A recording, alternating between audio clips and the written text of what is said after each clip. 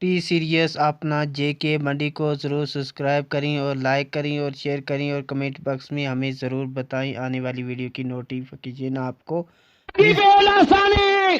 علامہ غلام محی الدین صاحب کی بلا سبحانی جشن رحمت عالم کانفرنس قادری جامع مسجد دینے والا ہے سچا ہمارا نبی ہمارا نبی۔ ابھی اعلان نبوت نہیں ہوا، اس بات کو بھی ذہن میں رکھو۔ میں ان سے پوچھنا چاہتا ہوں جو سیرت النبی بیان کرنے کا دعویٰ کر رہے ہیں، تمہاری ماں نے دودھ پلایا ہے تو آؤ ہم سے سیرت النبی سناؤ۔ سیرت النبی وہ ہے جس سے ایمان تازہ ہو جائے، دوسرے سنے تو ایمان قبول کر لیا کرے، بدبخت سنے تو نیک بخت ہو جائے۔ سیرت النبی سنے تو نبی کی محبت جوش مارے، سیرت النبی سنے تو محبت رائی لینے لگے اور نبی کے نام پر قربان ہونے کا جذبہ پیدا ہو جائے۔ سیرت النبی اسے کہتے ہیں، یہ ہے سیرت النبی۔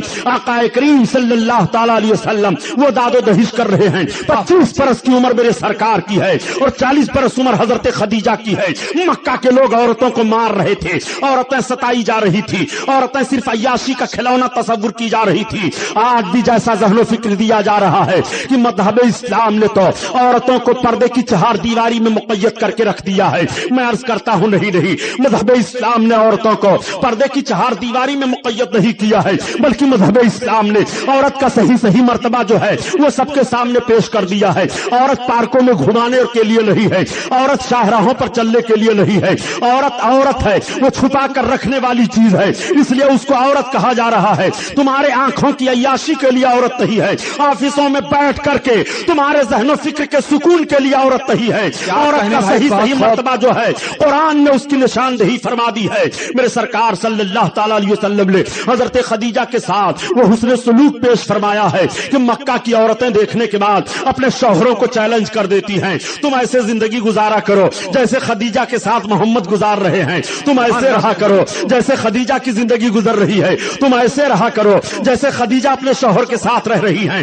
ذرا دیکھو ان کے ماحول کو دیکھو، گویا آج ہی میرے سرکار نکاح فرمانے کے بعد دستور حیات عطا فرما رہے ہیں، یہ اپنی بیویوں کے ساتھ تمہیں اس طرح سے رہنا چاہیے۔ اور قربان جاؤ نبی آخر الزماں صلی اللہ علیہ وسلم پر، میرے سرکار نے حجۃ الوداع کے موقع پر جب آخری خطبہ دیا تھا تو 1,24,000 کم و بیش صحابہ کا مجمع تھا۔ نبی ارشاد فرماتے ہیں، اے میری قوم، میں تمہیں تمہاری عورتوں کے تعلق سے ڈراتا ہوں، تم ان کے حقوق کی پامالی نہ کرنا، تم ان کے ساتھ حسن سلوک سے پیش آیا کرنا۔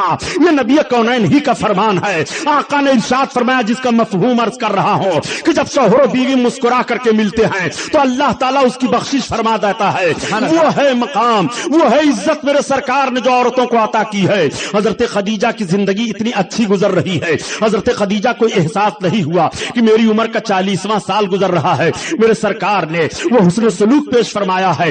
آقا کی اولادیں حضرت خدیجہ ہی سے ہیں، حضرت فاطمہ حضرت خدیجہ سے ہیں، اور سرکار کی اور صاحبزادیاں حضرت خدیجہ ہی سے ہیں۔ ایک صاحبزادے دوسرے سے ہیں جن کو ماریا قبطیہ کہا جاتا ہے۔ بقیہ میرے آقا صلی اللہ علیہ وسلم کی ساری اولادیں حضرت خدیجہ ہی سے ہیں۔ حضرت خدیجہ رضی اللہ تعالیٰ عنہا اپنے شوہر کی وہ وفادار بیوی ہیں۔ آقا بھی ارشاد فرماتے ہیں کہ خدیجہ نے جو میرے ساتھ وفاداری پیش کی ہے، میرے سرکار نمونہ دے رہے ہیں، عملی زندگی عطا فرما رہے ہیں۔ ایک مرتبہ ام المومنین حضرت عائشہ صدیقہ کے سامنے حضرت خدیجہ کا ذکر سرکار کرنے لگے، تب تک حضرت عائشہ کہتی ہیں کہ میری زبان سے ایک جملہ نکل گیا۔ میں نے عرض کیا، یا رسول اللہ، آپ کیا اس بوڑھی خاتون کو یاد کرتے رہتے ہیں؟ میرے سرکار کو بڑی تکلیف ہو گئی۔ حضرت عائشہ کہتی ہیں، اس وقت میں نے دیکھا کہ سرکار کو تکلیف ہوئی اور چہرے مبارک سے غصہ کے آثار ظاہر ہوئے، تو حضرت عائشہ کہتی ہے میں ڈر گئی اور میں نے پھر عرض کیا، یا رسول اللہ، اب میں کبھی بھی اس طرح سے نہیں کہوں گی